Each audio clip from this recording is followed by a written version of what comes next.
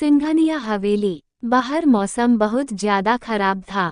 एक गाड़ी तेज रफ्तार से आकर सिंघानिया हवेली के अंदर रुकती है। उस गाड़ी का दरवाजा तेज आवाज के साथ खुलता है और मनन जल्दी से बाहर आता है। साथ ही में दूसरी साइड से रियान भी बाहर आता है। बाहर बिजलियां कड़क रही थी। आशियाना और खुशहाली को दोनों को ही बिजलियों से बहुत ज्यादा डर लगता था। बिजली कड़कना मतलब उनका डर से पूरी तरीके से सिमट जाना। वो दोनों जल्दी से भागते हुए अंदर आ रहे थे। फिर दोनों अपनी अपनी मोहब्बत के रूम की तरफ बढ़ने लगते हैं, इस बात से बेखबर कि उनकी मोहब्बत तो यहाँ है ही नहीं, वह कब का इस हवेली से बाहर जा चुकी है। उन दोनों को इस चीज की कोई खबर नहीं थी। वह तेजी से अपनी मोहब्बत के रूम की तरफ बढ़ते जा रहे थे। मनन जैसे ही रूम का दरवाजा खोलता है उसकी आंखें छोटी हो जाती है। उसे खुशहाली कहीं भी नजर नहीं आ रही थी। वो अंदर जाकर जल्दी से खुशहाली को हर जगह ढूंढने लगता है। वह जल्दी से वॉशरूम की तरफ जाता है। वॉशरूम का दरवाजा खोलकर देखता है जहां खुशहाली नहीं थी। वो क्लोजेट में भी देखता है, वहां भी खुशहाली नहीं थी। वो हर एक जगह देख लेता है, कहीं पर भी खुशहाली नहीं दिख रही थी। वह तेज आवाज में बोलता है, ट्यूलिप, हमें पता है आप इसी रूम में हैं।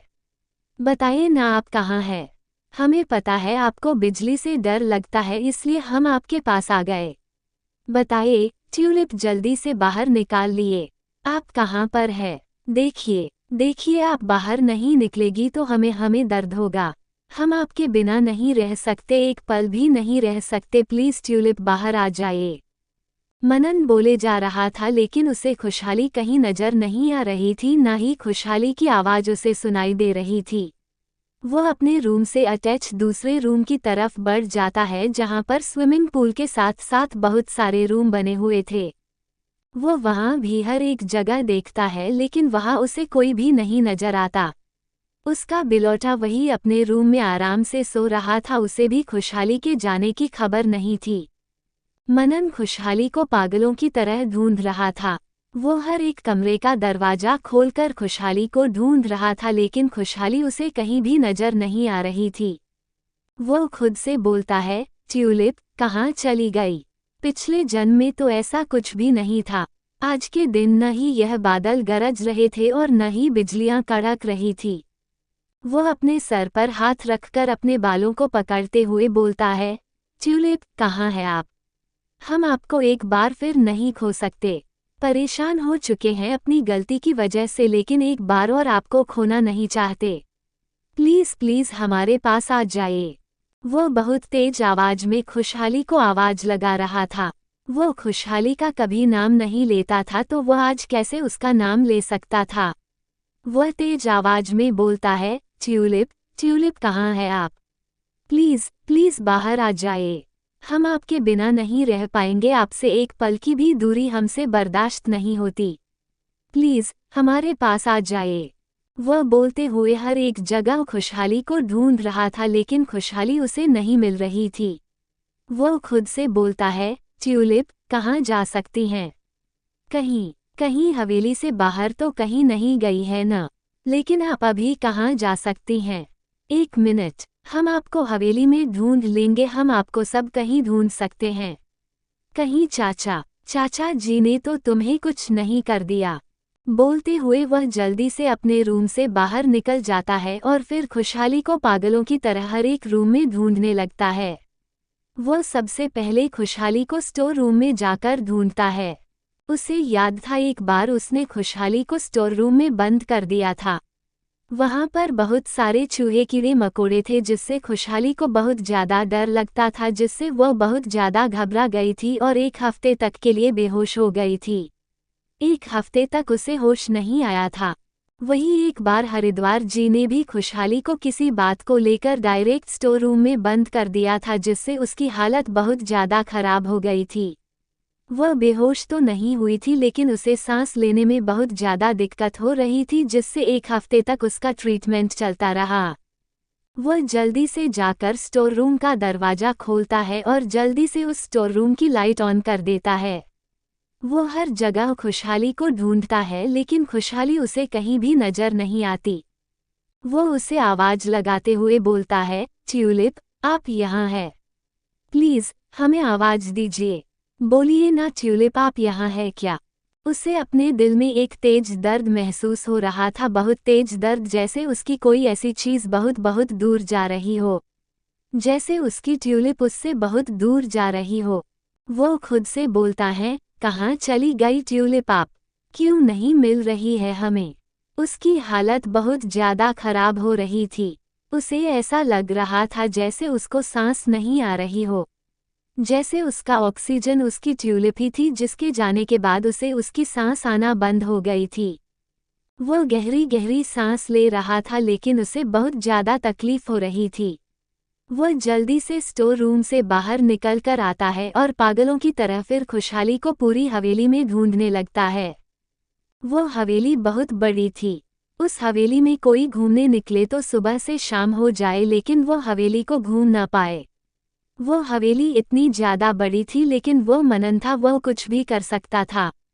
वो बहुत तेज आवाज लगाते हुए बोलता है, कुंवर रानी सा कहाँ है आप? कहाँ चली गई हो आप कुंवर रानी सा? तो वह अपने सामने ही खुशहाली को बोलना था, अपना सबके सामने साहब होता था। वो पागलों की तरह पूरी हवेली में उसे बस को ढूंढे पड़ा था।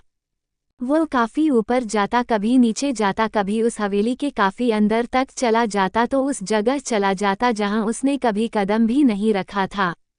ये वह जगह थी जहां पर जाने की इजाजत किसी को भी नहीं थी, जहां जाने से मनन ने ही सबको मना किया था और वो खुद भी उस जगह नहीं जाता था। लेकिन आज वो उस जगह पर कदम रखता है। उसके पैर अपने आप पीछे की तरफ होने लगते हैं, फिर भी वो अपने पैरों को आगे की तरफ बढ़ा रहा था। वो अपने कदम आगे लेते हुए बोलता है, हम 18 सालों में यहाँ कभी भी नहीं आए लेकिन अब हमें यहाँ पर भी कदम रखना पड़ेगा, सिर्फ और सिर्फ अपनी ट्यूलिप के लिए। और हम अपनी ट्यूलिप के लिए हर उस जगह जा सकते हैं जहाँ पर हमने आज तक कदम नहीं रखा है, यहाँ पर भी कदम रख सकते हैं। बोलते हुए वहाँ अपना कदम रखने लगता है। वह जैसे ही उस जगह पर अपना एक कदम रखता है, अवंतिका जी पीछे से आवाज लगाते हुए बोलती हैं, मनन, आप यहाँ क्या कर रहे हैं? और उस जगह क्यों जा रहे हैं जिस जगह जाने से आपको तकलीफ होती है? उस जगह पर आप कदम ही क्यों रख रहे हैं? प्लीज मत जाइए वहाँ पर। मनन अपना सर टेढ़ा करके वह दिखा जी को देखा है। अवंतिका मनन को देखते हुए जल्दी से उसके पास आती है और बोलती है, मनन, आप ठीक है ना? क्या हुआ है आपको? आपकी हालत ठीक नहीं लग रही है। मनन की हालत सच में बहुत ज्यादा बेकार थी। उसने पूरी हवेली छान मारी थी, वह भी सिर्फ 1 घंटे में उसने पूरी हवेली में खुशहाली को ढूंढ लिया था, लेकिन उसे खुशहाली कहीं भी नहीं मिली थी। अब वो इस जगह पर कदम रख रहा था जिस जगह वो कभी आना भी नहीं चाहता था। मनन के बाल बिखरे हुए थे, उसकी आंखें पूरी लाल थी, उसकी शर्ट उसकी पैंट से बाहर निकली थी। शर्ट के ऊपर के 4 बटन खुले हुए थे जिससे उसका सीना तो नजर आ रहा था लेकिन उसमें पसीना ही पसीना भरा हुआ था, जिससे वो काफी ज्यादा ग्लो और शाइन कर रहा था। अवंतिका जी मनन को देखते हुए बोलती है, मनन क्या हुआ है? आप ठीक है ना?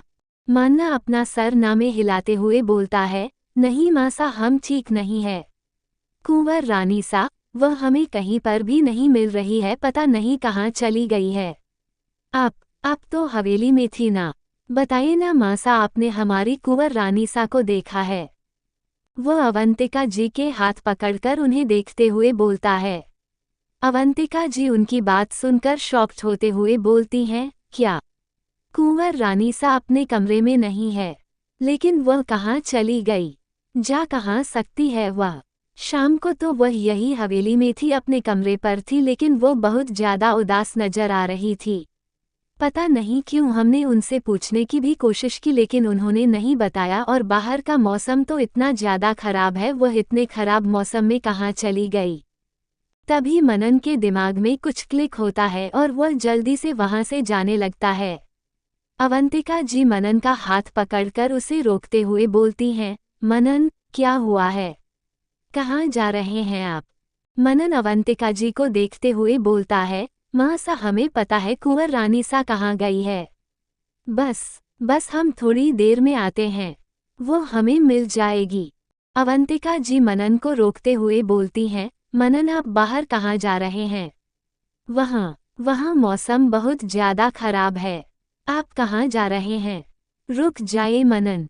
लेकिन मनन नहीं रुकता, वह सीधा वहाँ से जाने लगता है। वह बहुत जल्दी वहाँ से जाने लगता है, जैसे उसे पता हो कि खुशहाली कहाँ है और उसे खुशहाली कहाँ मिलेगी। जैसे वह अच्छी तरीके से जानता हो। वो खुद से बोलता है, ट्यूलिप, हमने आपसे मना करा था बाहर मत जाए, आप हमारी सुनती क्यों नहीं है? आप पहले तो हमारे पिछले जन्म में सारी बात सुन लिया करती थी, लेकिन इस जन्म में क्यों आप हमारी बात नहीं मानती? आपको नहीं पता बाहर कितना ज्यादा खतरा है। अगर आप उनके हाथों में आ गई तो नहीं, वह आप तक नहीं पहुंच सकते। कुछ भी हो जाए लेकिन वह लोग आप तक बिल्कुल भी नहीं पहुंच सकते हैं। हम उन्हें आप तक बिल्कुल भी पहुंचने नहीं देंगे। हम उनके पहुंचने से पहले ही आपको अपने पास ले आएंगे, अपने साथ यहाँ दोबारा हवेली में ले आएंगे। बोलते हुए वह जल्दी जल्दी वहां से जा रहा था। दूसरी तरफ आशियाना का कमरा। रियान आशियाना के रूम का गेट खोलकर जल्दी जल्दी रूम के अंदर आता है। वो सब जगह आशियाना को ढूंढता है, लेकिन आशियाना उसे पूरे रूम में कहीं पर भी दिखाई नहीं देती। वो खुद से बोलता है, शायद वॉशरूम में गई होगी, हम वॉशरूम में जाकर देखते हैं। बोलते हुए वो वॉशरूम की तरफ चला जाता है, लेकिन उसमें हिम्मत न थी कि वह ऐसे वॉशरूम का दरवाजा खोल दे। वो अपने कान दरवाजे से लगाकर अंदर से आ रही आवाज सुनने लगता है, लेकिन उसे अंदर से तो कोई भी आवाज नहीं आ रही थी। वो खुद से बोलता है, हमें अंदर से तो कोई आवाज नहीं आ रही है। अंदर शावर तो नहीं चल रहा है। क्या नूर अंदर है? वह दरवाजे पर नॉक करते हुए बोलता है, नूर आप अंदर है? नूर कुछ तो आवाज दीजिए, आप अंदर है कि नहीं? वह बार बार नॉक करते हुए बोल रहा था, लेकिन अंदर से तो कोई भी आवाज नहीं आ रही थी। वो खुद से बोलता है, क्या नूर अंदर नहीं है? क्या हमें दरवाजा खोलकर देखना चाहिए? अंदर से आवाज नहीं आ रही है, कहीं नूर को कुछ हो तो नहीं गया? हाँ, हम दरवाजा खोलकर देख सकते हैं। बोलते हुए वह जल्दी से वॉशरूम का दरवाजा खोल देता है। वॉशरूम का दरवाजा वह जैसे ही खोलता है, उसकी आंखें छोटी हो जाती है। अंदर तो कोई भी नहीं था, पूरा वॉशरूम खाली था। वो खुद से बोलता है, नूर तो यहाँ है ही नहीं। वह जल्दी से क्लोजेट की तरफ बढ़ जाता है और क्लोजेट में जाकर वह कुछ ढूंढने लगता है। वह जो चीज़ ढूंढ रहा था उसे वह चीज़ नहीं मिलती। उसने पूरा क्लोजेट टोटल दिया था। आशियाना के सारे कपड़े उतार से उधर कर दिए थे, लेकिन वह जो चीज़ ढूंढ रहा था उसे वह चीज़ नहीं मिलती। उसके हाथों की मुट्ठियां कस जाती है, उसकी नसें उभरने लगती है। उसके हाथों और गर्दन की नसें बिल्कुल बाहर आ गई थी, जैसे कि कुछ वक्त बाद उसकी नसें फटकर बाहर निकल आएगी। उसकी आंखें गुस्से से पूरी तरीके से लाल हो गई थी। उसकी बॉडी गुस्से से कांप रही थी। वो वहां रखे सामान को गुस्से में फेंकते हुए बोलता है, नहीं नूर, तुम ऐसे नहीं जा सकती। बोला था ना हमसे दूर जाने की गलती बिल्कुल भी मत करना, लेकिन तुमने हमसे दूर जाने की गलती कर दी। बोला था जब तक यहाँ हो हमारे साथ ही रहना, हमारे से दूर जाने की गलती मत करना, लेकिन नूर तुमने ये बिल्कुल भी अच्छा नहीं किया। तुम हमसे दूर चली गई। हमने तुम्हारे लिए क्या क्या सोच रखा, लेकिन तुम्हें तो सिर्फ और सिर्फ हमसे दूर जाना था ना। अब जिस चीज़ के लिए हम तुम्हें दूर रहे थे, अब हमें लगता है कि हमें तुम्हें उस चीज़ के लिए वापस लाना होगा। तुम्हें रियान दुर्रानी की कैद मुबारक हो नूर। अब जब तुम हमसे मिलेगी तो सीधे रियान दुर्रानी की कैद में आओगी। बोलकर वो गुस्से में रूम से बाहर निकल जाता है। वो गुस्से में नीचे सीढ़ियां उतरते हुए आ रहा था। वो मनन के पास जैसे ही आता है, मनन का फ़ोन बजने लगता है। फ़ोन में आए किसी अननोन नंबर को देखकर मनन की आंखें छोटी हो जाती है। किसका कॉल आया है मनन के पास? क्या मनन और रियान आशियाना और खुशहाली को ढूंढ पाएंगे? क्या करेगा रियान आशियाना के मिलने के बाद उसके साथ? मनन अपने फ़ोन को लगातार घूरे जा रहा था, जो बस बार बार बजे जा रहा था। वो उस फ़ोन को नहीं उठा रहा था, लेकिन उसका फ़ोन लगातार बजे जा रहा था। रियान अभी अभी नीचे आया था। मनन के लगातार बजते फ़ोन को देखकर उसे और तेज गुस्सा आने लगता है। वो मनन को घूरते हुए बोलता है, या तो ये फ़ोन को उठाकर कहीं फेंक दो या फिर इस फ़ोन कॉल को उठा लो, वैसे ही हमारा बहुत ज़्यादा दिमाग खराब है। नूर कैसे यहाँ से जा सकती है? हम इतना ज़्यादा परेशान हो रहे हैं और वो हमें छोड़कर चली गई। हमारे इतना मना करने के बावजूद भी हम तो जा रहे हैं उन्हें लेने, तुम ये फ़ोन कॉल उठाओ या फिर फ़ोन को उठा करके कहीं फेंक दो, बोलकर वह वहाँ से जाने लगता है। मनन के चेहरे पर परेशानी साफ नजर आ रही थी, जैसे ना जाने वह क्या सोच रहा था और आगे क्या होने वाला था।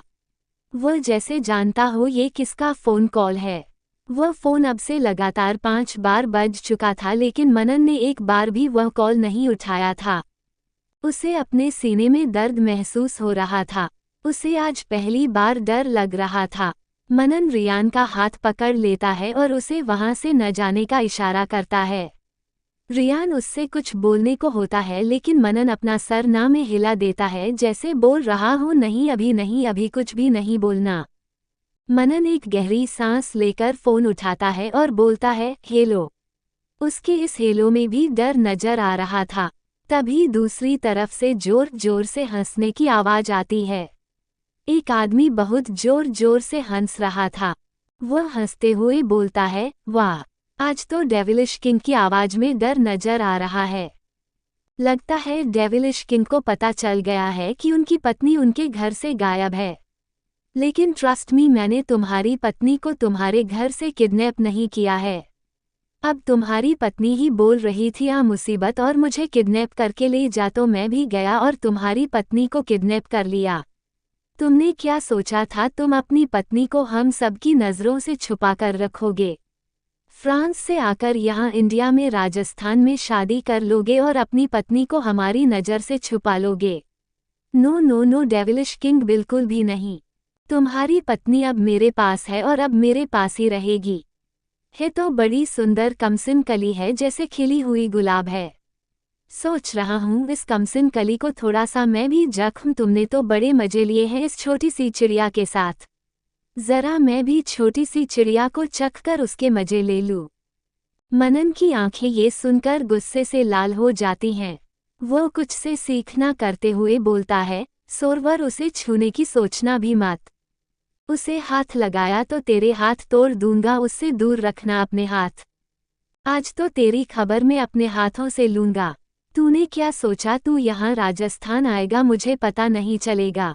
शेर शांत था तो उसे शांत रहना देता ना, लेकिन तूने शेर को दोबारा जगा दिया। तुम गिद्धर समझते हो कि शेर शांत है तो पूरा जंगल तुम्हारा हो गया, लेकिन तुम लोग इस बात को भूल जाते हो कि शेर अभी शांत है तो ये तूफान के आने के पहले की शांति है। जब शेर दहाड़ेगा तो पूरे जंगल में उसकी दहाड़ गूंजेगी।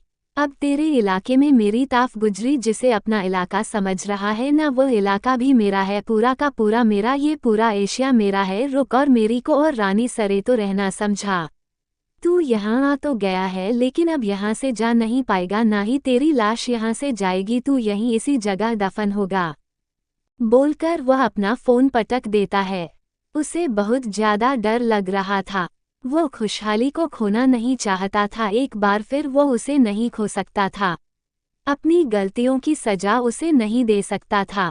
वह शांत था, वह कुछ कर नहीं रहा था ताकि उसकी बीवी पर दोबारा उसके जो गलत काम है उसका असर ना आए, लेकिन इस बार फिर से उस पर उसका कोई गलत कामों का असर आ गया।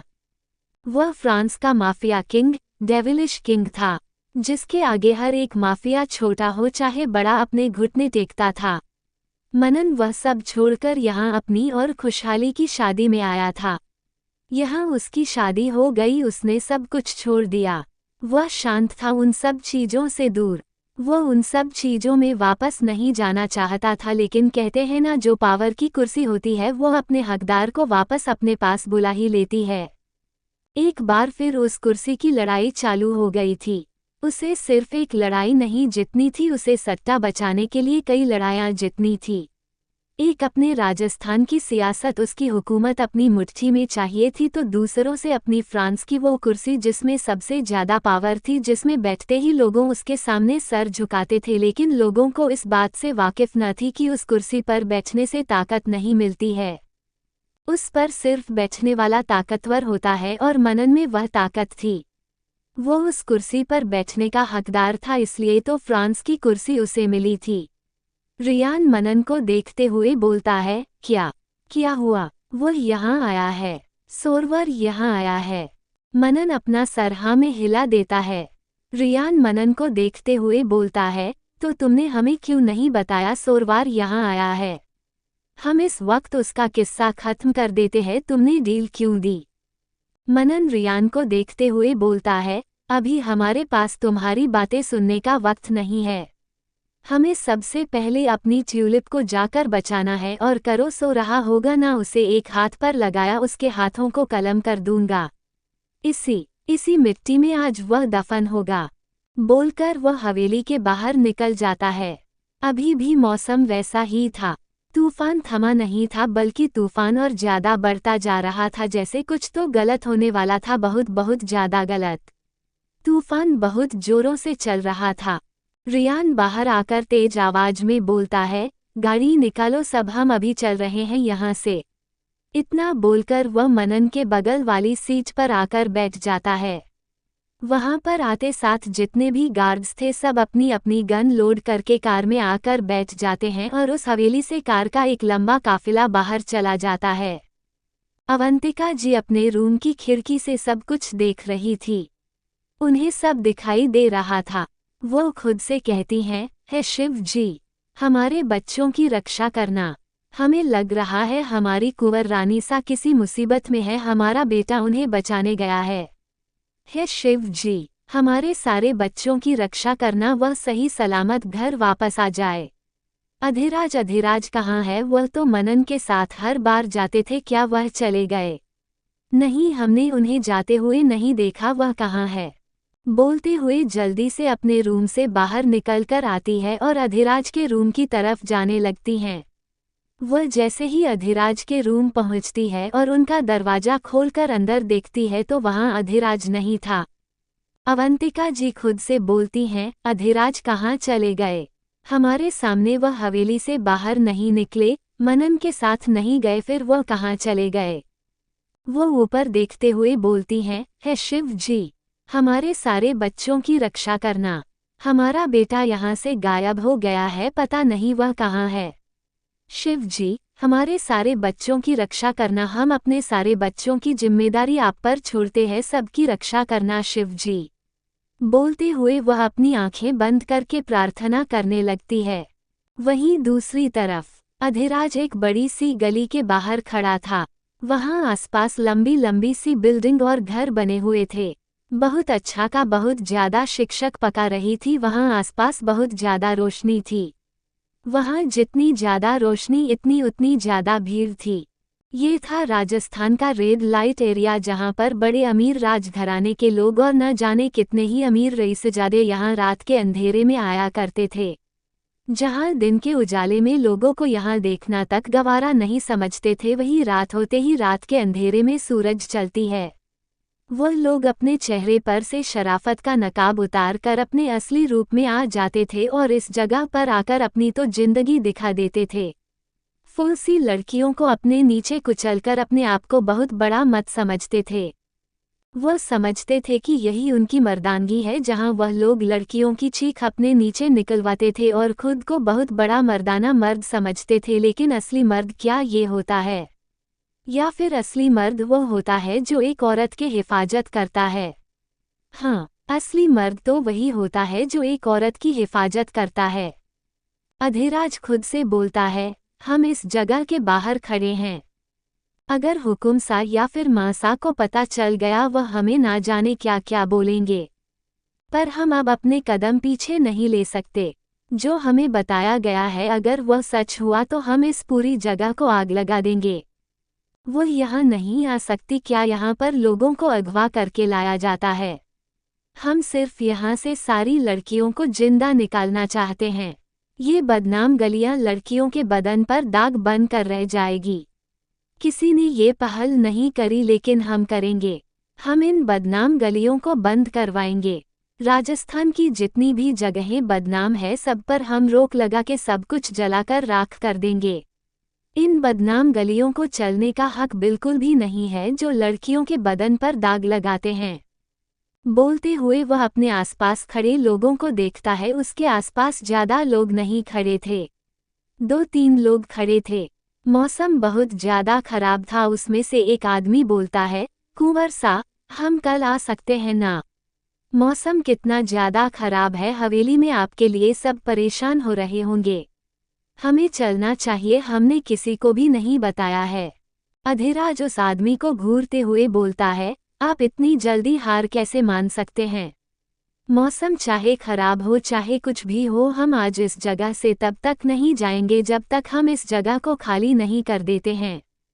और फिर खुद से बोलता है, हमने जिसे पता लगाने को बोला था उसकी भी इंफॉर्मेशन हमें यही की मिली है। फिर अपने कान में लगे ब्लूटूथ को ऑन करते हुए बोलता है, आपकी इंफॉर्मेशन सही है, क्या वह यहीं पर है?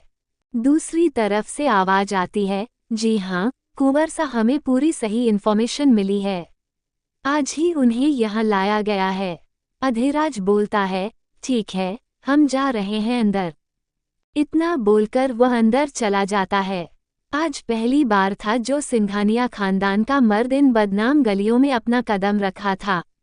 आज तक इन बदनाम गलियों में किसी भी सिंघानिया ने कदम नहीं रखा था और आज पहली बार अधिराज सिंघानिया ने इस बदनाम गली में कदम रखा था।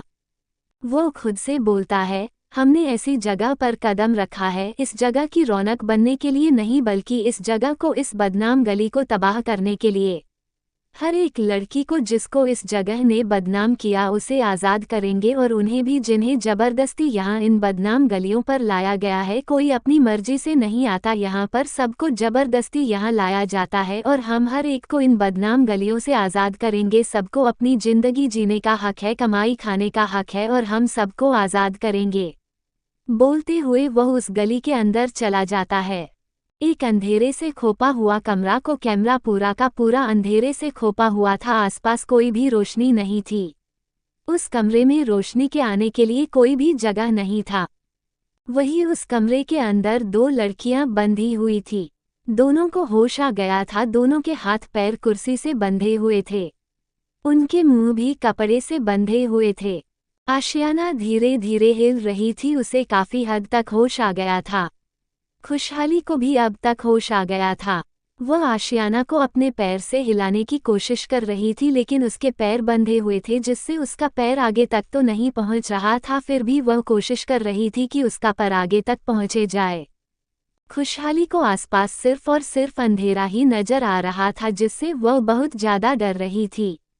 उसे अंधेरे से बहुत ज्यादा डर लगता था, हद से ज्यादा डर। वह अंधेरा बिल्कुल भी बर्दाश्त नहीं कर पाती थी। उसे अंधेरे में ऐसा महसूस होता था जैसे कोई उसके करीब आ रहा है और उसे अपने साथ उठा कर ले जाएगा। उससे अभी भी कुछ अपने करीब आता हुआ महसूस हो रहा था। वह बार बार अपना सर इधर से उधर कर रही थी, जैसे वह उस साए को खुद से दूर करने की कोशिश कर रही हो। उसकी आंखों में खौफ साफ नजर आ रहा था, उसे बहुत ज्यादा डर लग रहा था। डर के मारे उसकी आंखों से लगातार आंसू बह रहे थे। वह बेतहाशा रो रही थी।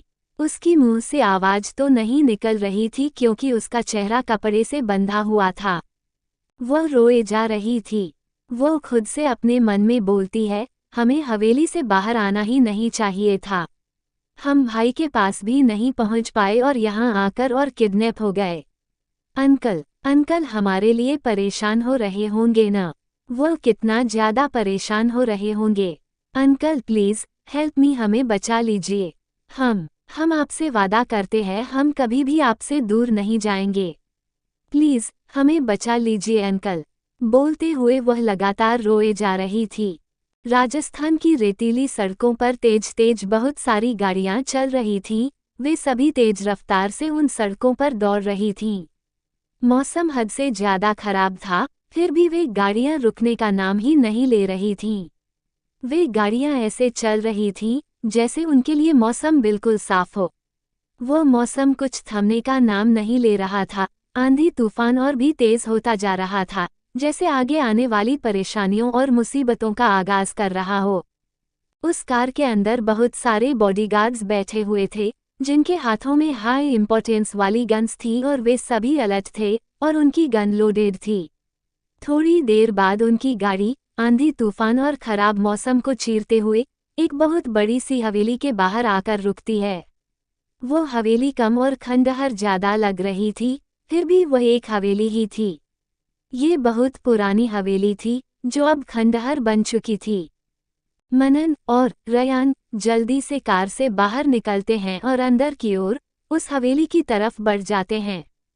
उनके हाथों में दो दो गन्स थीं और जो भी उनके सामने आ रहा था वे बिना देखे उस पर गोलियों की बौछार कर रहे थे। उन्हें आसपास कोई भी नजर नहीं आ रहा था, उन्हें तो सिर्फ अपनी अपनी मोहब्बत को बचाना था जिसके लिए वे किसी को भी मौत के घाट उतार सकते थे। वे बस अंदर घुसते हुए गोलियों की बौछार करते जा रहे थे। अब तो लोगों को उनके सामने आने से भी डर लग रहा था। उनकी आंखों में खून सवार था जिसे देखकर उन गुंडों को डर लग रहा था, लेकिन उन्हें अपने बॉस का आदेश भी मानना था। उन्हें रोकना था यहाँ पर जब तक उनके बॉस नहीं आ जाते। लेकिन मनन और रयान जो बेहद गुस्से में थे, जो भी उनके सामने आता वे उस पर गोलियां चला देते। ऐसा नहीं था कि सामने से फायरिंग नहीं हो रही थी, सामने से भी फायरिंग हो रही थी, लेकिन उन पर जैसे गोलियों का कोई असर ही नहीं हो रहा था। गोलियां उन्हें छू ही नहीं रही थी। वे आराम से गोलियों से बचते हुए आगे बढ़ते जा रहे थे और उनके पीछे जितने भी गार्ड्स थे वे सभी उन्हें प्रोटेक्ट करते हुए उन दुश्मनों पर गोलियों की बौछार कर रहे थे।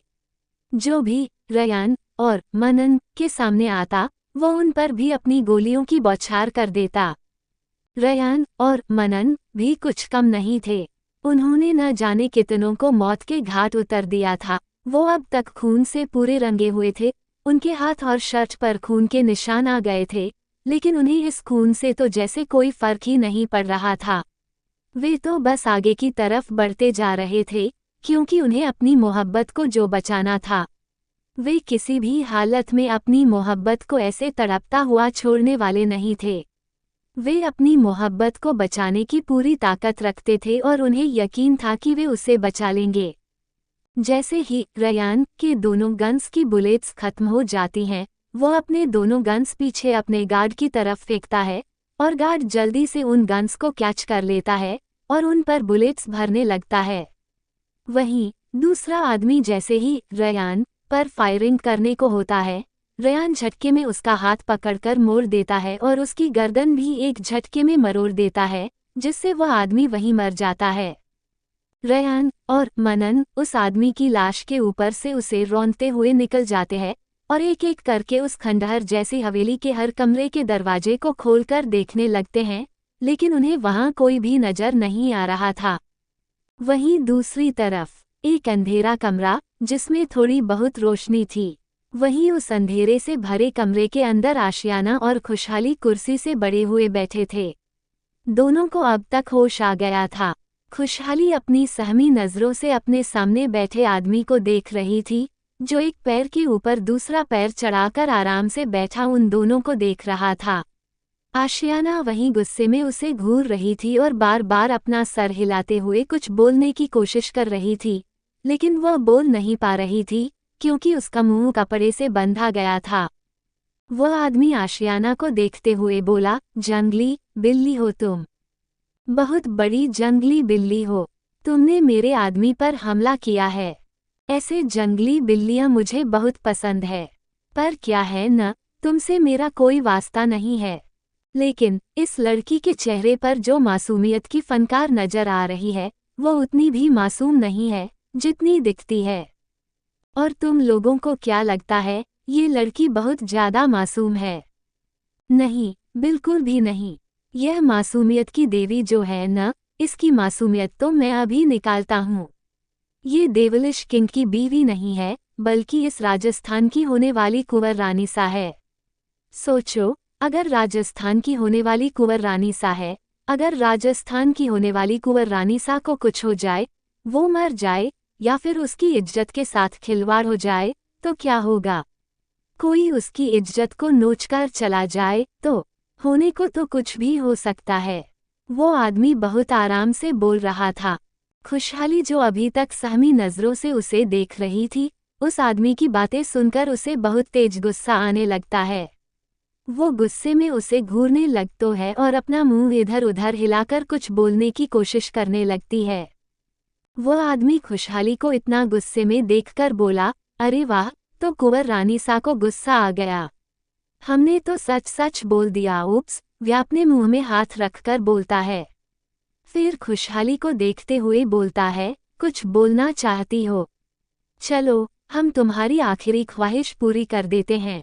अब क्या है न, सबसे पहले तुम्हारी आंखों के सामने तुम्हारे पति को मारेंगे, फिर उसके बाद तुम्हें। नहीं नहीं, मुझे तुम्हें थोड़ी न मारना है, गलत बोल दिया मैंने। मैं अपना सेंटेंस सही करता हूँ। तुम्हारे पति के सामने सबसे पहले तुम्हें ही मारेंगे, तड़पा तड़पा कर मौत देंगे, ऐसी मौत की जिसके बाद तुम्हारा पति कभी किसी को मारने या तड़पाने के बारे में सोचेगा भी नहीं। फिर हम उसे भी तड़प तड़प कर मारेंगे। खुशहाली उसे घूरते हुए मुस्कुराकर बोलती है, तुम्हें ये गोलियों की आवाज़ नहीं आ रही? गौर से सुनो, तुम्हारी मौत तुम्हारे करीब आ रही है, और यह मौत हम तुम्हें खुद देंगे। तुम्हारी इतनी हिम्मत कि तुम कुंवर रानीसा को अगवा करो और फिर धमकी दो। तुमने धमकी जरूर हमें दी है, लेकिन तुम्हारी यह ख्वाहिश हम पूरी करेंगे, तुम्हें मारकर। बहुत शौक है न तुम्हें लोगों को तड़पा तड़पा कर मारने का? सोचो, तब क्या होगा जब तुम्हें खुद तड़पा तड़पा कर मारा जाएगा। वो आदमी खुशहाली के करीब आकर उसके बालों को पकड़कर कसके घसीट लेता है, जिससे खुशहाली की हल्की चीख निकल जाती है। उसे अपने सिर पर बहुत तेज दर्द महसूस हो रहा था। वो आदमी गुस्से में तेज आवाज में बोलता है, तू मुझे धमकी दे रही है? मारने की धमकी? तेरा पति इस राजस्थान का हुकुम सा भी नहीं बना है, और तुझमें इतना जोश, तू फूल सी नाजुक सी लड़की मुझे मारेगी? खुशहाली अपने सिर के दर्द से कराहते हुए खुद को छुड़ाने की कोशिश करते हुए बोलती है, छोड़, एक बार मेरे बाल छोड़ और मेरे हाथ खोल, फिर देख कि कौन किसे मार सकता है। वह आदमी गुस्से में दहाड़ते हुए बोलता है, तू जोरावर को मारेगी? इतना बोलकर वो खुशहाली के गाल पर एक जोरदार थप्पड़ मारते हुए बोलता है, बहुत आवाज निकल रही है न तेरी? एक बार पहले तेरे पति को घुटनों में ले आऊं, फिर तुझे उसके सामने तड़पा तड़पा कर मारूंगा। इतना बोलकर वो जोर जोर से हंसने लगता है। उसकी हंसी बहुत ज्यादा डरावनी थी, जिससे आशियाना और खुशहाली सहम जाती है। वहीं दूसरी तरफ रेड लाइट एरिया। अधिराज उस जगह के अंदर तो चला जाता है, लेकिन उसे अंदर से बहुत अजीब लग रहा था। वो खुद से बोलता है, नहीं अधिराज, आपको अजीब महसूस नहीं करना चाहिए।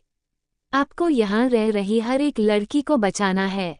किसी ने कहा था आपसे कि आप यहाँ की हर एक लड़की को बचा सकते हैं। अब यहाँ की हर एक लड़की को बचाना आपकी जिम्मेदारी है और आप ऐसा कर सकते हैं। इतना बोलकर वह एक गहरी सांस लेता है और उस जगह के अंदर चला जाता है। वो पूरी जगह रोशनी से जगमगा रही थी। आंधी चलने के बावजूद उस जगह पर कोई फर्क नहीं पड़ा था। वहां का कोई भी शख्स इधर उधर नहीं हो रहा था। सभी अपने अपने काम में लगे हुए थे, जैसे कोई वहां से अलग होना ही नहीं चाहता था। जो लोग वहां आए थे, वह अपना मकसद पूरा किए बिना वहां से नहीं जाने वाले थे। अधिराज उस जगह में बने एक बड़े से घर की तरफ बढ़ता है। वो घर एक हवेली जैसा तो नहीं था, लेकिन बहुत बड़ा और शानदार था। उसे घर को बहुत सुंदर तरीके से सजाया गया था। चमकीले टाइल्स और रोशनी से उसे खूब जगमगाया गया था। उस घर में बहुत सारी लाइट्स लगी हुई थी। वो घर सबसे ज्यादा चमक रहा था। घर के अंदर से गाने के शोर की आवाजें आ रही थीं। अधिराज एक गहरी सांस लेकर उस घर के अंदर चला जाता है। वो चारों तरफ देखता हुआ चल रहा था, हर चीज को नोटिस कर रहा था। वहीं बड़े से हॉल में बहुत सारे गद्दे बिछाए गए थे और वहां कई लोग बैठे हुए थे जो देखने में अमीर लग रहे थे। वे आराम से बैठे बातें कर रहे थे, जैसे किसी के आने का इंतजार कर रहे हों। वहीं हॉल के बीच में एक बड़ा सा झूला लगा हुआ था, जिसमें एक औरत बैठी थी जिसने मुंह में ढेर सारा पान भरा हुआ था। एक आदमी उस औरत को देखते हुए बोला, रानू दीदी, अब कब आएगी वो लड़की? आपने कहा था कि आज एक नई लड़की आई है जिसे हमारे सामने पेश किया जाएगा। जो सबसे ज्यादा बोली लगाएगा वह लड़की उसकी हो जाएगी। मैं तो बस नई जवान लड़कियों को देखने के लिए बेताब हूँ। बुलाइए ना उसे। वह औरत, जिसका नाम रानू था, अपने मुंह में चबाते हुए पान को एक तरफ थूकती है और बोलती है, हाँ मेहता साहब, अभी बुलाते हैं। लेकिन एक नई चीज के लिए थोड़ा इंतजार करना ही पड़ता है। इतनी जल्दी क्या है? थोड़ा सा और इंतजार करो, वह जल्द ही आ जाएगी। वह अपने बगल में खड़ी एक औरत को कुछ इशारा करती है। वह औरत अपना सिर हिलाकर वहां से चली जाती है और एक कमरे के बाहर जाकर रुकती है। वह दरवाजा खोलकर सीधा कमरे के अंदर जाती है। उस कमरे में एक लड़की बैठी थी। वो दरवाजे के खुलने आवाज सुनकर वही दरवाजे में देख रही थी। उसकी आंखों से लगातार आंसू बह रहे थे। वह लड़की लगातार रोए जा रही थी। वह औरत उसे देखती है और बोलती है, अभी तक तैयार नहीं हुई है तू? जल्दी ये घुंघरू पहन और मेरे साथ चल। आज तुझे पेश करने का आदेश है, रानू दीदी का। बहुत आराम कर लिया तूने, अब तेरे पेश होने का समय आ गया है। वह लड़की, जो कोई और नहीं बल्कि खुशहाली से कुछ समय पहले मिली थी, वही थी वो, रोते हुए बोलती है, प्लीज मेरे साथ ऐसा मत कीजिए। मुझे यहाँ से जाने दीजिए, मैं यहाँ नहीं रहना चाहती। मुझे इस गंदी जगह से जाने दीजिए। वह औरत उसकी ओर बढ़ती है और बोलती है, मेहिका, बहुत हिम्मत है तुझमें। भाग तो गई थी तू, पर तुझे क्या लगा तू इस जगह से भाग जाएगी और कभी वापस नहीं आ पाएगी? ये तेरी गलतफहमी थी। वो लड़की उसकी बात सुनकर रोते हुए कुछ सोचने लगती है। फ्लैशबैक। मेहिका खुशहाली से बात करने के बाद उस पंडाल से बाहर निकल गई थी। वो जैसे ही वह पंडाल से बाहर निकलती है, वो लोग उसे देख लेते हैं और उसका पीछा करने लगते हैं। मेहिका को अपने पीछे से कुछ कदमों की आवाज सुनाई देने लगती है। वो पीछे मुड़कर देखती है और समझ जाती है कि वे लोग उसका ही पीछा कर रहे हैं। वह जल्दी जल्दी आगे की तरफ भागने लगती है। वह जितनी तेजी से भाग रही थी, वो लोग उतनी ही तेजी से उसका पीछा कर रहे थे। उसके कदम थमने का नाम नहीं ले रहे थे। उन 10-12 लोगों के मुकाबले वह एक छोटी, नाजुक सी लड़की थी। फिर भी उसे अपनी पूरी ताकत से भागना पड़ रहा था। भागते भागते मेहिका कई बार लड़खड़ा जाती है, लेकिन वो हर बार संभलकर फिर से भागने लगती है। वो खुद से बुदबुदाती है, नहीं मेहिका, तुम रुक नहीं सकती। तुम्हें भागना होगा। तुम बिल्कुल भी नहीं रुक सकती। खुशहाली दीदी ने कहा है कि तुम्हें यहाँ नहीं रहना, तुम्हें बहुत दूर जाना है। तुम्हें दूर जाना ही होगा। तुम यहाँ रुक नहीं सकती। उसके पीछे आ रहे गुंडे चिल्लाते हुए कहते हैं, अरे साली, रुक। कहाँ भाग रही है? तुझे रुकना ही पड़ेगा। कितनी दूर भागेगी तू? तुझे हमारी कैद में आना ही पड़ेगा और वहीं जाना ही पड़ेगा जहाँ से तू बचने की कोशिश कर रही है। वे लोग मेहिका का पीछा करते हुए उसके और करीब आते जा रहे थे। मेहिका लगातार भागे जा रही थी, तभी अचानक उसका पैर मुड़ जाता है और वह जमीन पर गिर पड़ती है। उसे अब बिल्कुल भी उठा नहीं जा रहा था। उसे अपने पैर में बहुत तेज दर्द हो रहा था। वह उठने की पूरी कोशिश करती है, लेकिन उसमें अब हिम्मत नहीं बची थी कि वो उठ सके और भाग सके। वह थकी हुई, भारी नजरों से उन गुंडों को देखने लगती है जो उसके करीब आ रहे थे। रोते हुए मेहिका बोलती है, प्लीज मुझे छोड़ दीजिए। मेरे पास मत आइए है। प्लीज मुझे वहां मत ले जाइए। प्लीज मेरे साथ ऐसा मत कीजिए। लेकिन वे लोग उसकी बात अनसुनी कर देते हैं और उसके पास आकर कहते हैं, कितनी बार भागेगी तू? उस दिन तुझे उस आदमी ने बचा लिया था और हमारे लोगों को मार डाला था। लेकिन कब तक भागेगी? क्या तूने सोचा था कि भाग जाएगी और हमारे हाथ नहीं आएगी? तू भाग नहीं सकती है। वह थकी हुई, भारी नजरों से उन गुंडों को देखने लगती है जो उसके करीब आ रहे थे। रोते हुए मेहिका बोलती है, प्लीज मुझे छोड़ दीजिए। मेरे पास मत आइए है। प्लीज मुझे वहां मत ले जाइए। प्लीज मेरे साथ ऐसा मत कीजिए। लेकिन वे लोग उसकी बात अनसुनी कर देते हैं और उसके पास आकर कहते हैं, कितनी बार भागेगी तू? उस दिन तुझे उस आदमी ने बचा लिया था और हमारे लोगों को मार डाला था। लेकिन कब तक भागेगी? क्या तूने सोचा था कि भाग जाएगी और हमारे हाथ नहीं आएगी? तू भाग नहीं सकती है। Flashback and. मिहिका उस औरत को देखते हुए बोलती है, मिशी दीदी, मत कीजिए मेरे साथ ऐसा। आप तो माँ की बहुत अच्छी दोस्त थी ना, आपने हर वक्त माँ की हेल्प की है, तो फिर मुझे इस गटर में क्यों घसीट रही है? मत कीजिए मिश्री दीदी मेरे साथ ऐसा। मशीन मीका को देखते हुए बोलती है, जान, वह क्या है ना, पेट पालने के लिए काम तो करना पड़ता है ना, और इस जगह से हम कभी भी बाहर नहीं निकल सकते। हम भाग जरूर सकते हैं लेकिन दोबारा हमें इसी कैद में आना पड़ेगा। रानू दीदी की कैद में, और रानू दीदी जो बोलेगी वह हमें करना ही पड़ेगा। अब चुपचाप से घुंघरू पहनकर तैयार हो जा, रोने धोने से कुछ भी नहीं होगा। जितनी देर लगाएगी तकलीफ तुझे ही होगी। अब जिस्म के फरोशी बाजार में तुझे कदम रखना ही पड़ेगा, और आज तो तेरी पेशकश है। बहुत सारे नए नए सेठ आए हैं तुझे देखने के लिए, और नए जवान भी आए हैं तुझे देखने के लिए, मजा आएगी। बड़ी किस्मत वाली है साली तू, तुझे देखने के लिए नए जवान लोग भी आए हैं। जा चल अब तैयार हो, पहन घुंघरू। मीका अपनी आंसू भरी नजरों से एक नज़र में किसी को देखते हैं, लेकिन मिश्री अपना चेहरा दूसरी तरफ फेर लेती है। नहीं का की आंखों में आंसू थे, उसकी आंखें नम थी, लेकिन अब वह अपनी आंखों से एक आंसू भी बाहर नहीं बहने दे रही थी। वह कैसे अपनी आंखों का एक आंसू का कतरा भी इस बदनाम गली में बहा सकती थी? नहीं, वो अपने आंसू को बदनाम गलियों में बहाकर बदनाम नहीं कर सकती थी। वो उन घुंघरू को पहन लेती है और अपने चेहरे को गोल्डन कलर की चुनरी से ढक लेती है। उसने इस वक्त एक ग्रे कलर की अनारकली फ्रॉक पहनी हुई थी जो बहुत ज्यादा कड़ी बड़ी जोड़ी सी थी। ऊपर से गोल्डन कलर की चुनरी डाल रखी थी जिसमें भी बहुत सारा काम किया गया था। उसके बाल खुले हुए थे। उसका चेहरा नहीं दिखाई दे रहा था, सिर्फ और सिर्फ उसके होंठ दिखाई दे रहे थे जो लाल लिपस्टिक से सने हुए थे। उसने अपनी चुनरी अपनी नाक तक डाल रखी थी। उसकी बड़ी बड़ी पलकें जो रोने की वजह से और भी ज्यादा बड़ी दिख रही थी। मिश्री भीख को देखते हुए बोलती है, जल्दी जल्दी चल, टाइम नहीं है, सारे सेठ तेरा इंतजार ही करते रहेंगे। तू कहीं की सेठानी नहीं है जो अपने हिसाब से चलेगी, चल जल्दी जल्दी।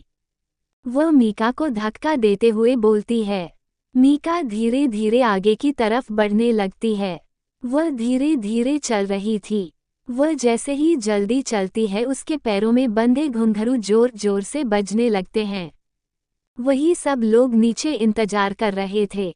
उन सब के कानों में जैसे ही घुंघरू की आवाज पड़ती है वह सब अपनी नजरें उस तरफ करके अमेरिका को देखने लगते हैं जो अपने चेहरे को घूंघट से ढके अपने दोनों हाथों से उसे घूंघट को पकड़े नीचे की तरफ आ रही थी।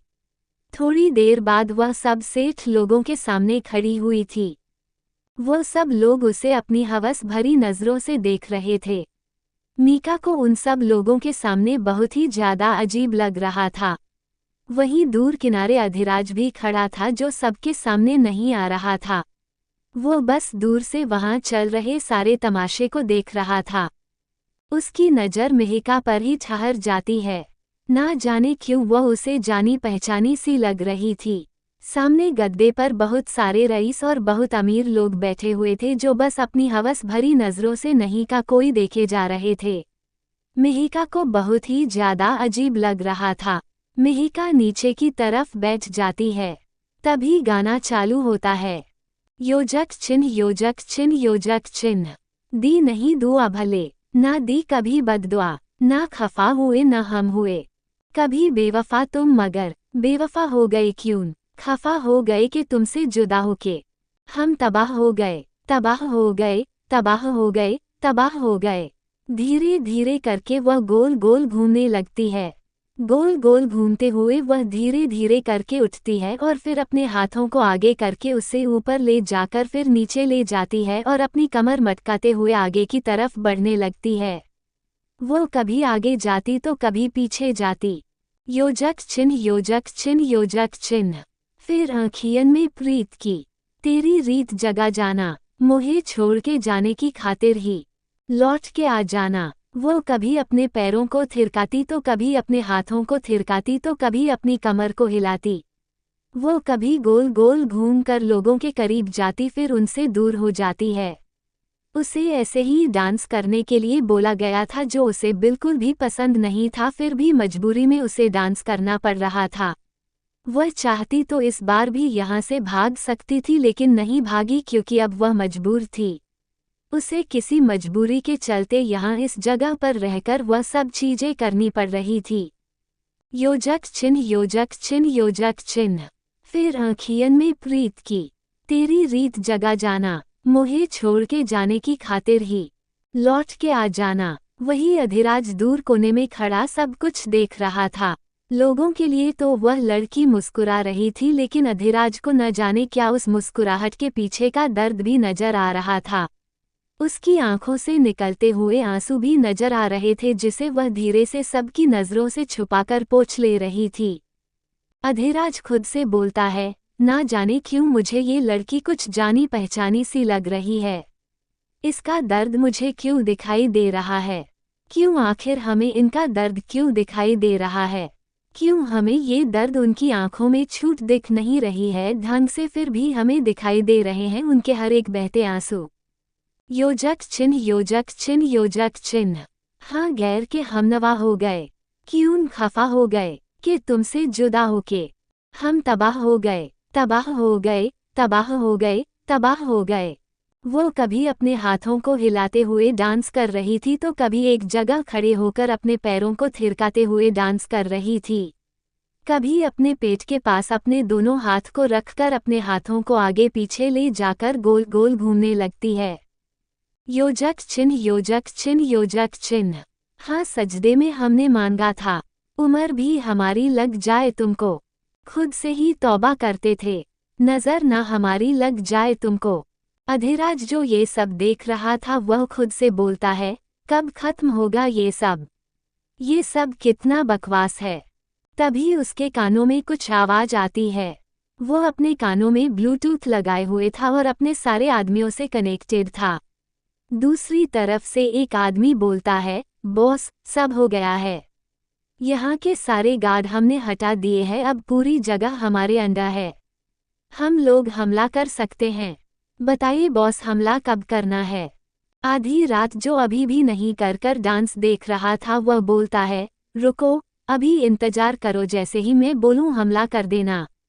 वैसे हमले की जरूरत नहीं पड़ेगी, सारा काम बातों से हो जाएगा, इतना बोलकर वह एक बार फिर सामने देखने लगता है।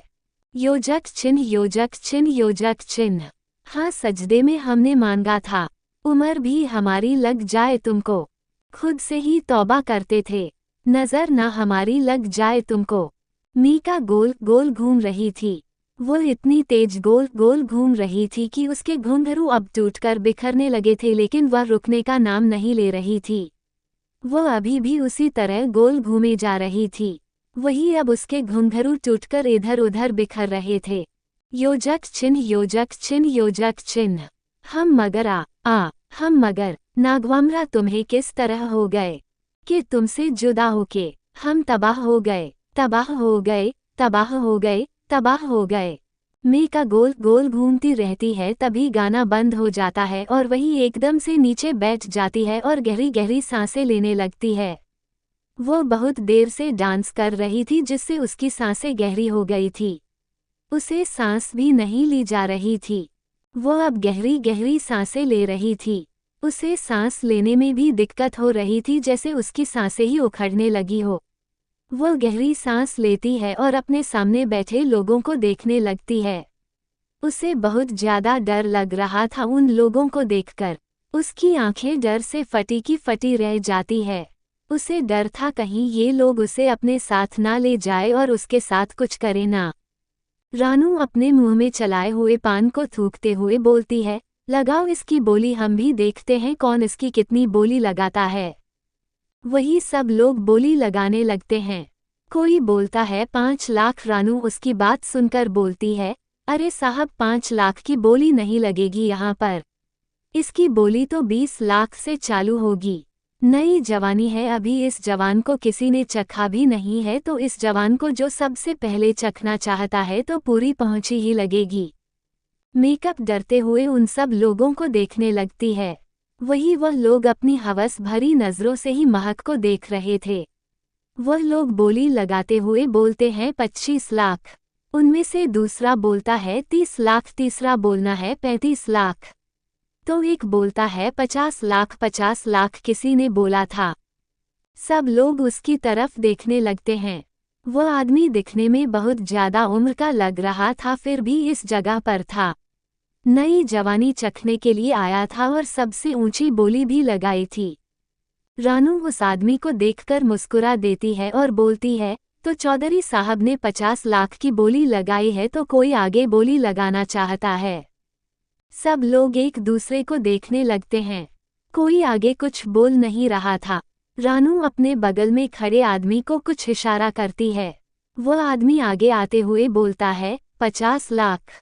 तभी पीछे से एक आवाज आती है, इस लड़की को हम लेकर जाएंगे। सब लोग उस तरफ देखने लगते हैं जहां पर अधिराज खड़ा हुआ था। कोई भी अधिराज को नहीं जानता था, किसी को भी नहीं पता था कि अधिराज राजस्थान का छोटा कुंवरसा है। कोई भी उसकी पहचान से वाकिफ न था क्योंकि वह बचपन से ही फ्रांस में मनन के साथ रहा था, किसी ने भी उसे नहीं देखा था। अधिराज आगे आता है और वहां रखी कुर्सी पर आराम से बैठ जाता है और अपने पैर के ऊपर दूसरा पैर चढ़कर रानू की आंखों में आंखें डालकर बोलता है, इसे हम लेकर जाएंगे। रानू अधिराज को देखते हुए तिरछा मुस्कुराकर बोलता है, साहब, लगता है यहाँ नए आए हो। अभी आपने शायद सुना नहीं, बोली लगेगी इसकी और इसकी सबसे ऊंची बोली 50 लाख है। वही मैं कहा, अपनी आंखें फाड़े अधिराज को देख रही थी। वो खुद से बोलती है, ये छोटे कुंवरसा आज पहली बार यहाँ आए हैं। क्या ये भी यहाँ पर आते हैं? उसके दिमाग में बस यही ख्याल चल रहा था। अधिराज सामने बैठी रानू को देखते हुए बोलता है, और ऐसा तुम्हें क्यों लगता है मोती से बत्ती से आंटी कि मैं इसे जाने के लिए 1 फुटी कौड़ी भी दूंगा? मैं इसे क्या यहाँ हर एक लड़की को लेकर जाऊं और तुम्हें कुछ भी नहीं दूंगा। तुम्हें मिलेगी तो सिर्फ और सिर्फ सजा। रानू अधिराज को घूरते हुए बोलती है, तू पिद्दी भरसा लड़का मुझे सजा देगा। इस पूरे रेड लाइट एरिया को चलाने वाली रानू को सजा देगा। बोलकर जोर जोर से हंसने लगती है। फिर अधिराज को देखते हुए बोलती है, तुम छोटे से पिद्दी से लड़के मुझे सजा दोगे? देख रहे हो यहाँ, गौर से देखो, आसपास देखो, यहाँ कितने सारे मेरे आदमी खड़े हुए हैं और तुम सबसे बचकर मुझे सजा दोगे। बोलकर वह फिर से हंसने लगती है। अधिराज एक नज़र वहां खड़े रानू के सारे आदमियों को देखता है, फिर रानू को देखते हुए तिरछा मुस्कुराकर बोलता है, मोटी आंटी, जरा एक बार अपने बाहर खड़े आदमियों को फोन लगाकर पूछ लीजिए क्या वह वहां खड़े हैं सही सलामत या फिर उनके साथ कुछ हो गया है। क्योंकि होने को तो यहाँ पर बहुत कुछ हो सकता है और न होने को यहाँ पर कुछ भी नहीं हो सकता है। और फिर मेरा छोड़िए, मैं आपको क्यों ही बताऊं कि मैं हूं कौन। फिर अपना सर हिलाते हुए बोलता है, शिव जी, यहाँ पर आकर के तो हमारी भाषा ही बदल गई। मैं नहीं, हम हैं तो हम आपको क्यों बताएं कि हम हैं कौन। आप खुद ही फोन लगाकर पूछ लीजिए बाहर आपके आदमी है कि नहीं। आपको इससे मेरी ताकत का तो अंदाजा हो ही जाएगा। रानू जल्दी से अपना फ़ोन उठाती है और अपने आदमी को कॉल लगाने लगती है, लेकिन दूसरी तरफ से कॉल नहीं उठाया जाता। वह बोलती है, कालिया कॉल उठा, लेकिन दूसरी तरफ से कॉल नहीं उठाया जाता, बस रिंग जाती रहती है। वो फिर अपनी दूसरे आदमी को कॉल लगाती है, वो कई सारे अपने लोगों को कॉल लगाती है, लेकिन कोई भी उसका कॉल नहीं उठाता। वो गुस्से में अपना फ़ोन ज़मीन पर पटकते हुए बोलती है, सब के सब कहाँ मर गए हैं, एक भी फ़ोन नहीं उठा रहा है। वो फिर अधिराज को देखते हुए बोलती है, और शहरी बाबू क्या चाहिए है तुम्हें? अधिराज उसकी बात सुनकर बोलता है, बताया तो हमने, हमें क्या चाहिए है? हमें ये चाहिए। वो अमेरिका का हाथ पकड़कर बोलता है, और यहाँ रह रही हर एक लड़की चाहिए। मीका अधिराज की बात सुनकर आंखें फाड़े देखने लगती है। वो खुद से बोलती है, क्या ये हर एक लड़की को अपनी जागीर बनाना चाहते हैं? क्या ये हर एक लड़की को अपने पास रखना चाहते हैं? उसने अधिराज की पूरी बात ही नहीं सुनी थी, इसलिए जब वह आगे की बात सुनती है तो बिल्कुल शांत हो जाती है। अधिराज आगे बोलता है, मुझे यहाँ रह रही हर एक लड़की की आज़ादी चाहिए। मीका उसकी बात सुनकर खुद से बोलती है, छोटे कुंवर साहब कितने अच्छे हैं। यहाँ हर एक लड़की की आज़ादी की बात कर रहे हैं, मतलब हम यहाँ से आज़ाद हो जाएंगे, खुशहाली दीदी के पास जा पाएंगे। वो बहुत ज़्यादा खुश थी। तभी रानू की आवाज़ उसके कानों में पड़ती है, यहाँ से कोई भी लड़की वापस नहीं जाएगी, कोई भी लड़की यहाँ से नहीं जाएगी, समझे। यहाँ जितनी लड़कियाँ हैं सबके सब इन गलियों की है, कोई भी लड़की इन गलियों से बाहर नहीं जाएगी। अधिराज रानू की बात सुनकर बोलता है, आपको ऐसा क्यों लग रहा है मोटी आंटी की हम आपसे पूछ रहे हैं। हम आपको बता रहे हैं कि हमें ये हमारे साथ चाहिए और यहाँ रह रही हर एक लड़की इन गलियों से बाहर निकाल कर इज्जत की रोटी कमाएगी। इतना बोलकर वह खड़ा हो जाता है और भी काका हाथ पकड़कर उसे अपने साथ ले जाने लगता है। वही रानू चिल्लाते हुए बोलती है, रमेश, सुरेश, राजू, छोटू, पकड़ो इसे और यहाँ से बाहर निकाल दो। अधिराज रानू की आवाज़ सुनकर हल्का मुस्कुरा देता है। वही नहीं का की आंखों में डर नजर आने लगता है। उस वक्त तो लोग कम थे, लेकिन यहाँ पर तो बहुत सारे लोग हैं और वो उनसे कैसे बचेगा, कैसे उसे यहाँ से बचा कर लेकर जाएगा। यही मीका सोच रही थी। वही उनको 6 लोगों ने घेर लिया था। खुशहाली और आशियाना अभी भी उसे कुर्सी पर बैठे हुए थे, वह भी बंधे थे। जोरावर आराम से बैठा उन दोनों को देख रहा था। तभी उस कमरे की तरफ कुछ कदमों की आवाज़ आने लगती है। खुशहाली के चेहरे पर मुस्कुराहट आ जाती है। वह जोरावर को देखते हुए बोलती हैं, तेरी मौत आ गई, अब तू मरेगा। हम अपने पति के हाथों तुम्हें नहीं मरने देंगे, हम खुद अपने हाथों से तुम्हें मारेंगे। क्या बोला था तूने कि मेरी इज्जत लूटेगा, मेरी इज्जत को नोच खाएगा। अब देख मैं तेरे साथ क्या करती हूँ। आशियाना बस खुशहाली को देखे जा रही थी। उसके सामने आज एक नई लड़की थी। उसने आज तक खुशहाली का ये रूप नहीं देखा था। खुशहाली इस वक्त जो थी वो कभी नहीं थी। वो हमेशा मासूम, डरी सहमी सी रहने वाली, कुछ ही मौके पर लड़ने वाली, हक की बात करने वाली थी। लेकिन अपने भाई के लिए वह हर किसी से लड़ जाती थी, क्योंकि उसे पता था उसका भाई सही है और बाकी सब गलत है। उसका भाई हर वक्त सही होता था उसके लिए, और आज तक उसने कुछ ऐसा नहीं करा था कि जिससे उसे गलत कह दिया जाए। खुशहाली आराम से मुस्कुराते हुए उस दरवाजे की तरफ देख रही थी। तभी एक झटके से कमरे का दरवाजा खुलता है और मनन गुस्से से लाल आंखों से उस कुर्सी को घूरने लगता है जिस पर जोरावर बैठा हुआ था। जोरावर के चेहरे पर डर अपने आप ही नजर आने लगता है, जिसे वो बहुत ही सफाई से छुपा लेता है। लेकिन खुशहाली उसकी नज़रें भी कुछ मनन से कम नहीं थी। पास कैसे ही नज़र ली थी उसकी भी उसके चेहरे नज़र पर आ जाता है। वो मुस्कुराते हुए जोरावर को देखकर बोलती है, तो जोरावर साहब, आप अपने डर को छुपाना चाहते हैं, पर आप अपने डर को कैसे छुपाएंगे। डर तो है ना आपकी आंखों में, वह डर जो अभी आपकी आंखों में दिख रहा है, उस डर को आप कैसे छुपाएंगे जोरावर साहब। मनन तेजी से आगे बढ़ता है और सीधे जोरावर के माथे पर बंदूक रख देता है। मनन की आंखें गुस्से से बहुत ज्यादा लाल थी। उसकी नसें उभर रही थी। उसकी पूरी शर्ट, उसके हाथ खून से रंगे हुए थे। वही उसके चेहरे पर भी खून के छींटे थे। एक पल के लिए मनन को ऐसे देखकर आशियाना और खुशहाली दोनों डर जाते हैं। उनके चेहरे पर डर नजर आने लगता है। अगले ही पल वो दोनों अपने डर को कंट्रोल करते हुए एकटक उस जोरावर को देखने लगते हैं, जिसके चेहरे पर टेढ़ी मुस्कुराहट थी, जैसे ना जाने उसने कौन सा नया खेल चालू कर दिया था जिसे वह सोचकर मुस्कुरा रहा था। जोरावर मुस्कुराते हुए अपने सर से उसे बांधों को अलग कर देता है और मनन को देखते हुए बोलता है, आओ आओ फ्रांस के डेविलिश किंग, आओ आराम से बैठो यहाँ पर, अभी मैं तुम्हारे लिए कुर्सी लगवाता हूँ। इतना बोलकर वह किसी को आवाज लगाता है।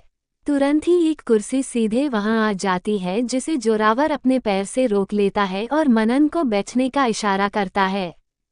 मनन घूरकर जोरावर को देखता है, फिर उस कुर्सी पर बैठ जाता है।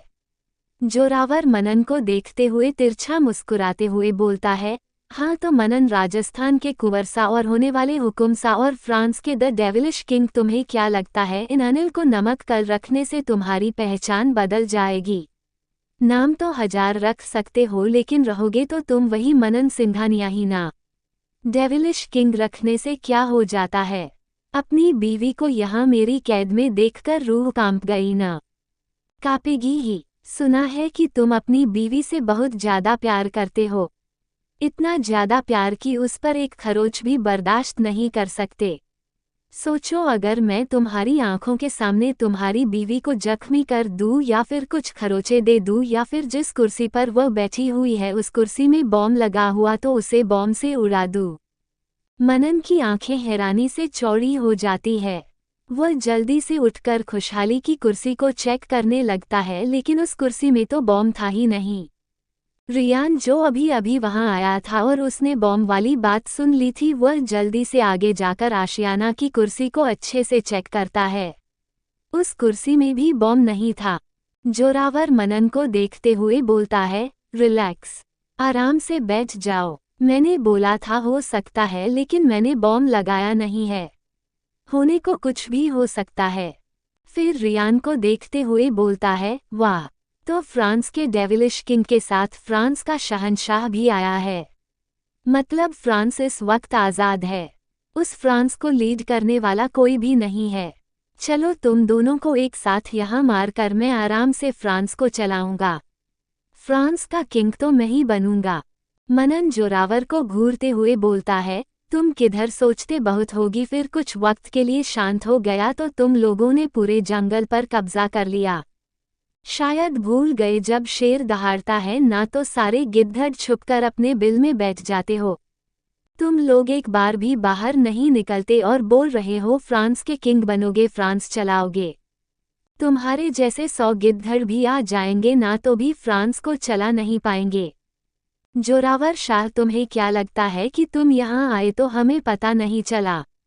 पता तो हमें उसी दिन चल गया था जब तुमने राजस्थान में कदम रखा था। हम तो बस इंतजार कर रहे थे तुम्हारी एक गलती का।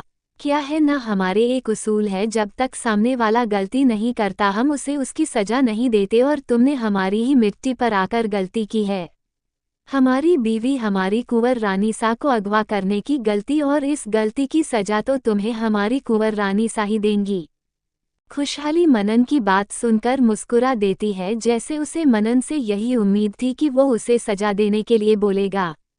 मनन खुशहाली के हाथों में काम था मार देता है और धीरे धीरे करके उसके हाथ पैर खोल देता है। वह आराम से उसके हाथ पैर खोल रहा था। वही जोरावर मनन को ये करता हुआ देख रहा था, वह उसे रोक नहीं रहा था। ना जाने क्यों वह उसे क्यों नहीं रोक रहा था। क्या यह उसकी कोई चाल थी या फिर वो मनन से डर गया था? मनन रियान को कुछ इशारा करता है। रियान जोरावर को कुछ दिखाने लगता है। वह अपना फोन जोरावर के सामने कर देता है, जिसे देखकर जोरावर की आंखें हैरानी से फैल जाती है। वह मनन को देखते हुए बोलता है, ये तुम ठीक नहीं कर रहे हो मनन सिंघानिया। तुम मेरे बेटे तक, मेरे घर तक पहुंच गए।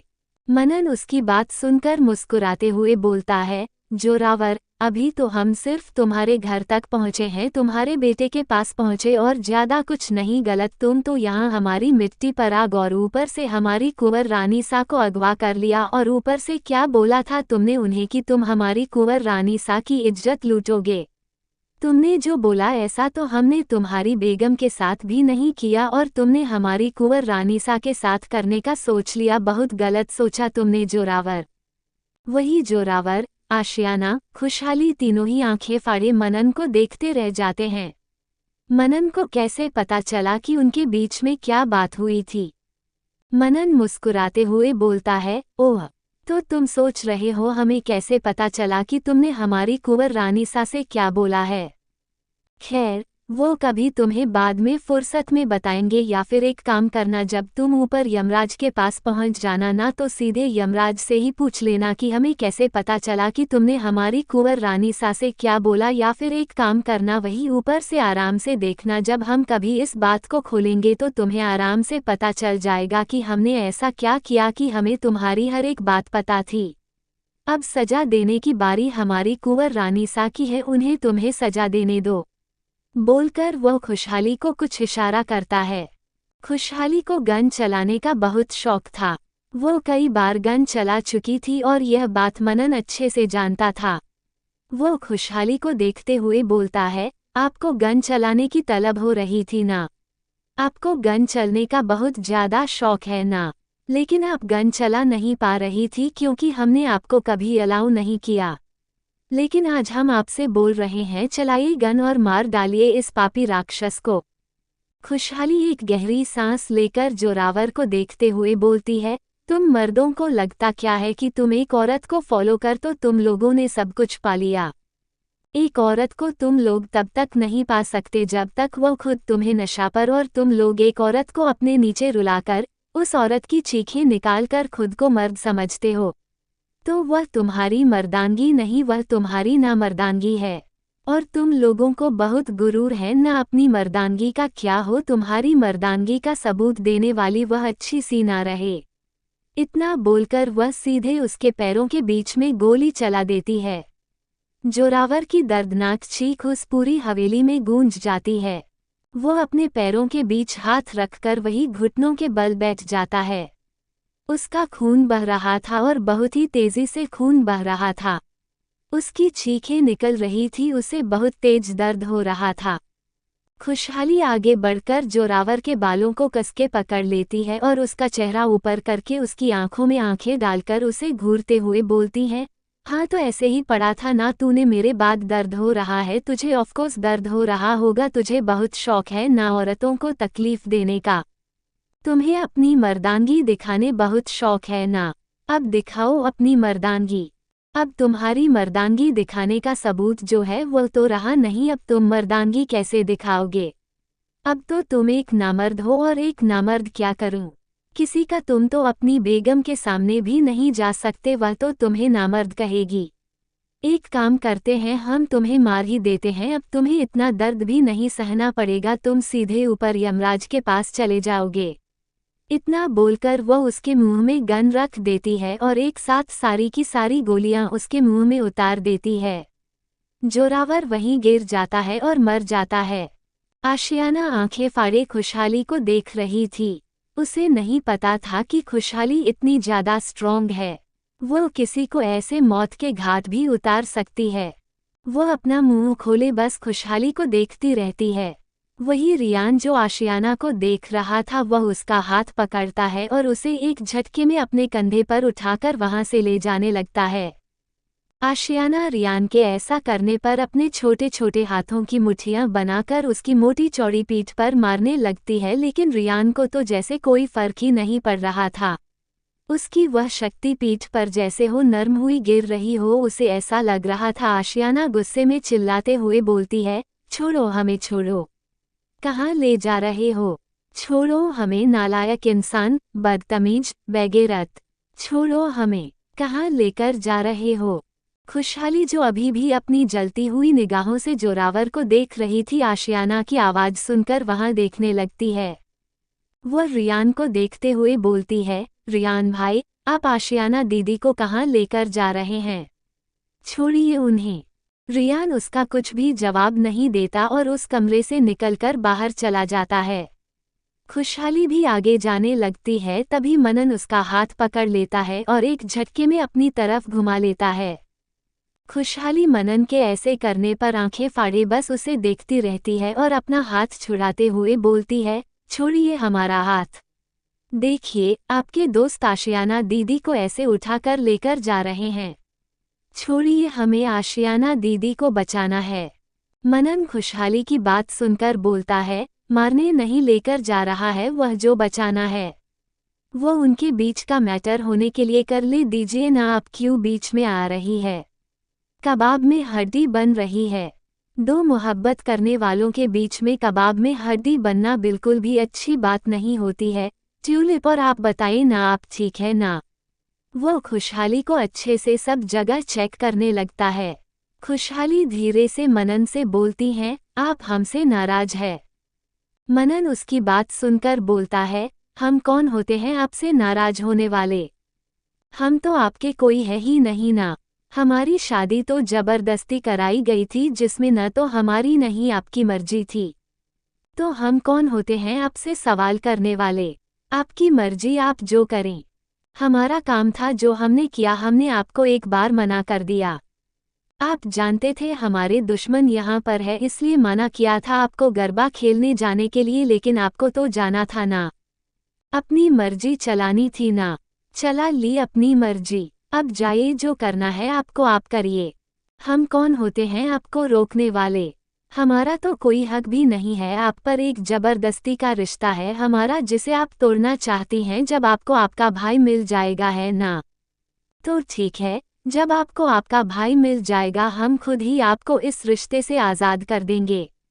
आप क्यों इतनी मेहनत करेंगे कि आप पहले डाइवोर्स पेपर वगैरह बनवाए। हम अभी से डाइवोर्स पेपर बनवा कर रख लेते हैं, जैसे ही आरव मिलता है हम उस पर साइन कर देंगे, आप भी उस पर साइन कर दीजिएगा, फिर आप भी आज़ाद हम भी आज़ाद, दोनों अपने अपने रास्ते। वह बहुत ही आराम से यह बात बोल रहा था।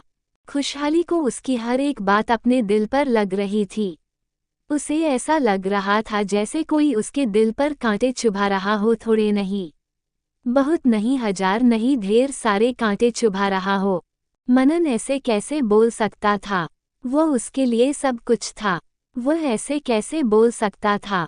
लेकिन खुशहाली भी तो यही बोलती थी ना कि वह इस रिश्ते से उसे आज़ाद कर देगी जब उसे उसका भाई मिल जाएगा, तब उसे बुरा नहीं लगता था। लेकिन मनन के बोलने पर उसे इतना बुरा क्यों लग रहा था। वह जल्दी से आकर मनन के गले लग जाती है और धीरे से बोलती है, हमें माफ़ कर दीजिए। हमारी गलती है, हमें नहीं जाना चाहिए था, हमें माफ़ कर दीजिए। हमसे प्लीज़ नाराज मत होइए। हम कभी भी अब आपकी बात को नहीं टालेंगे। आप जैसा हमसे बोलेंगे हम वैसा ही करेंगे। मनन खुशहाली को कस के गले लगाते हुए बोलता है, अभी तो हमने आपको माफ़ कर दिया है, लेकिन अगर आपने हमें दोबारा यह अंकल बोला तो भूल जाए, हम कभी आपको माफ़ करेंगे। बोलकर वह खुशहाली को कस के गले लगा लेता है।